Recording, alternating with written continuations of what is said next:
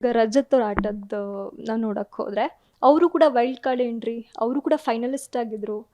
ಒಬ್ರು ಗೆದ್ದಿದ್ದಾರೆ, ಇನ್ನೊಬ್ರು ಫೈನಲಿಸ್ಟ್ ಆಗಿ ನಿಂತಿದ್ದಾರೆ. ಸೊ ಇವರ ಒಂದು ಜರ್ನಿ ನೋಡ್ಕೊಂಡು ಬಂದಾಗ ಏನ್ ಅನ್ಸುತ್ತೆ ನಿಮ್ಗೆ? ರಜತ್ ಬಗ್ಗೆ ಏನ್ ಹೇಳೋದು, ಏನು ಇಲ್ವೇ ಇಲ್ಲ ಹೇಳೋದಕ್ಕೆ. ಎಲ್ಲ ಒಂದ್ ವರ್ಡಲ್ಲೇ ಬಿಡ್ತಿದ್ರು ಅವರು.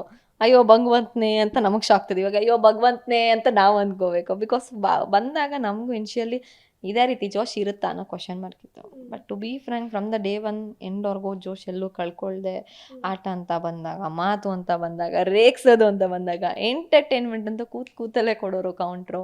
ಬಟ್ ಸಖತ್ತಾಗಿ ಕ್ಯಾರಿ ಮಾಡಿದ್ರು ಅವರು. ವೈಲ್ಡ್ ಕಾರ್ಡ್ ಅಂತ ನನಗೆ ಅನಿಸ್ಲಿಲ್ಲ. ಅವರು ಡೇ ಒನ್ನಿಂದ ಇದ್ರೂ ಇದೇ ರೀತಿ ಇರೋರು ಅಂತ ಅನಿಸ್ತು. ಸಖತ್ತಾಗಿ ಆಟ ಆಡಿದ್ದಾರೆ.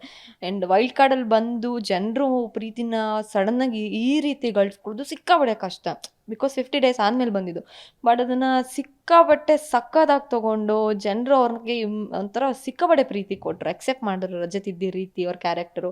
ವೈಲ್ಡ್ ಕಾರ್ಡಿಗೆ ಬಂದ್ರೂ ಒಂಥರ ಗೇಮ್ ಚೇಂಜರ್ ಅಂತ ಟ್ಯಾಗ್ಲೈನ್ ತೊಗೊಂಡ್ರು ಸುದೀಪ್ ಸರ್ ಹತ್ರ. ಅದೆಲ್ಲ ಅಷ್ಟು ಈಸಿ ಅಲ್ಲ. ಸೊ ಅದು ತೊಗೊಂಡಿದ್ದಾನೆ, he has done very much better ಅಂತ.